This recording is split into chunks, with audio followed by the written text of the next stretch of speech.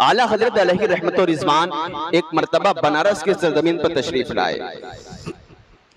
اعلیٰ حضرت علیہ رحمت و رضوان آپ دیکھیں کہ جو ولی صفت بندہ ہوتا ہے اس کی نظر کا عالم کیا ہوتا ہے۔ اعلیٰ حضرت علیہ رحمت و رضوان بنارس کی سرزمین پر تشریف لائے، ایک دو دن ٹھہرے۔ ایک حاجی صاحب غالباً ان کا نام کفایت اللہ، حاجی کفایت اللہ ہے، ارشاد فرماتے ہیں، عرض کرتے ہیں کہ میں ان دنوں اعلیٰ حضرت علیہ رحمت و رضوان حاجی کفایت اللہ ارشاد فرماتے ہیں کہ میں ان دنوں اعلیٰ حضرت کے ساتھ تھا کہ اچانک اعلیٰ حضرت علیہ رحمت و رضوان ایک ٹانگے، جو پہلے زمانے کی سواری رکشہ اور آٹو وغیرہ تو بلکہ جو گھوڑے میں ٹانگا ہوا کرتا تھا اس زمانے میں یہی سواری رہا کرتی تھی، تو ارشاد فرماتے ہیں حاجی کفایت اللہ کہ میں اعلیٰ حضرت کے ساتھ ٹانگے کی سواری پر سوار ہو گیا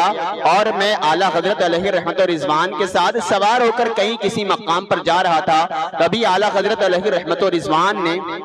اس ٹانگے والوں کو مخاطب کر کے ارشاد فرمایا کہ فلاں علاقے سے فلاں گلی سے لے کر چل اور وہاں ایک مندر ہے، اس مندر کے پاس سے چل۔ حاجی کفایت اللہ ارشاد فرماتے ہیں کہ اعلیٰ حضرت علیہ رحمت و رضوان پہلی مرتبہ بنارس کی سرزمین پر آئے تھے۔ میری حیرانگی کی انتہا تھی کہ پہلی مرتبہ آئے، آپ نے بنارس کی گلیوں کا ملاحظہ کب کیا اور آپ نے کب بنارس کی گلی دیکھی جو اس ٹانگے والے سے ارشاد فرماتے ہیں کہ اس علاقے میں اس گلی سے اس کی گلی کے پاس ایک مندر ہے، اس مندر کے پاس سے چلنا۔ تبھی تھوڑی دیر کے بعد اعلیٰ حضرت کے اس حکم پر وہ ٹانگے والا اس علاقے میں اور اس گلی کے پاس پہنچا، اور پہنچتے پہنچتے جب وہ مندر آیا، اعلیٰ حضرت کا ٹانگا وہاں سے، ٹانگی کی سواری وہاں سے گزر رہی تھی، تبھی اس مندر کے اندر سے ایک پنڈت دوڑا آیا اور آپ کی خدمت میں اس نے سلام کیا۔ اعلیٰ حضرت علیہ رحمت و رضوان نے جواب دیا۔ حاجی کفایت اللہ ارشاد فرماتے ہیں کہ میں یہ منظر حیرانگی کے ساتھ دیکھ رہا تھا۔ ایک تو اعلیٰ حضرت نے گلی کا نام جو پہلی مرتبہ بنارس آئے تھے مندر کے پاس ٹانگا روکا، اور ایک مندر کا پجاری ایک پنڈت اعلیٰ حضرت کی خدمت میں آ کر سلام عرض کرتا گئے اور کان میں اعلیٰ حضرت سے اس نے کچھ باتیں کی۔ اعلیٰ حضرت علیہ رحمت و رضوان نے اس سے باتیں کی اور اس کو رخصت فرمایا اور ٹانگے والے سے کہا آگے چلو۔ حاجی کفایت اللہ عرض کرتے ہیں حضور آخر یہ کون ہے؟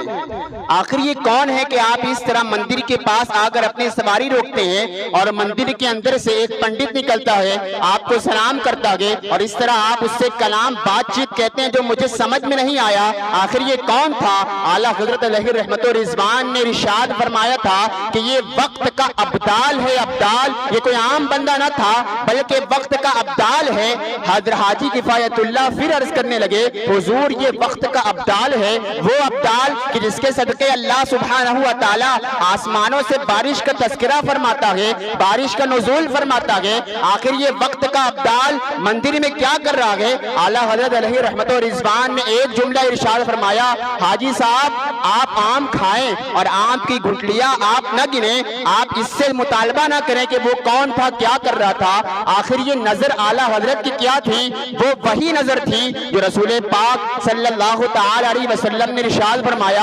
اتقوا فراست المؤمن فإنه ينظر بنور اللہ، کہ مومن کی فراست سے ڈرو کہ بے شک جب وہ دیکھتا ہے تو اللہ کے نور سے دیکھ رہا ہے۔ یہی وہ مومن بندے کی ذات تھی جو اعلیٰ حضرت میں پائی جاتی تھی کہ اعلیٰ حضرت علیہ رحمت و رضوان